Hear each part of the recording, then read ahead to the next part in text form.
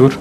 میرا پہلا سوال ہے، قرآن کریم میں اللہ تعالیٰ فرماتا ہے وَلَا تَقُولُوا لِمَن يُقْتَلُ فِي سَبِيلِ اللَّهِ أَمْوَاتٌ بَلْ أَحْيَاءٌ وَلَٰكِن لَّا تَشْعُرُونَ.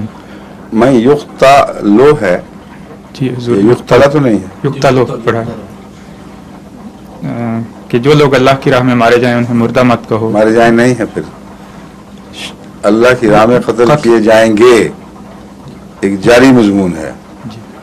میں یقتلا کا مطلب ہے جو خدا کی راہ میں قتل کیا جائے، اور میں یقتلو میں پیشگوئی بھی ہے کہ ایسا ہوتا رہے گا آئندہ. جی سمجھیں؟ جی. لیکن تمہیں وہ زندہ ہے لیکن تمہیں ان کی زندگی کا شعور نہیں. تو ہمیں بحیثیت انسان تو کسی بھی انسان کے مرنے کے بعد کے حالات کا علم نہیں ہوتا. تو ایک نیک انسان جو خدا کی خاطر زندگی بسر کرتا ہے، اگر وہ تبھی موت مارا جاتا ہے تو اس کو جو موت کے بعد زندگی ملتی ہے، کیا شہید کو موت کے بعد ملنے والی زندگی اس سے کوئی امتیازی حیثیت رکھتی ہے؟ اسے تو یہی لگتا کہ ہے.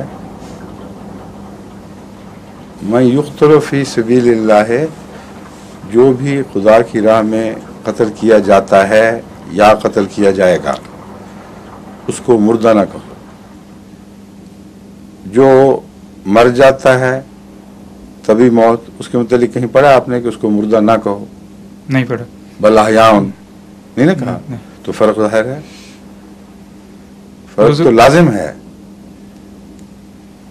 فرق یہ ہے کہ اس کا شعور جو شہید ہوا ہے اس میں مرنے کے بعد کوئی ابہام نہیں رہے گا، جبکہ دوسرے جو مرنے والے ہیں وہ ایک دفعہ ڈوبتے ہیں پھر شعور بیدار ہوتا ہے رفتہ رفتہ، ایک دفعہ اچانک ڈوب جاتے ہیں پھر ابھرتے ہیں.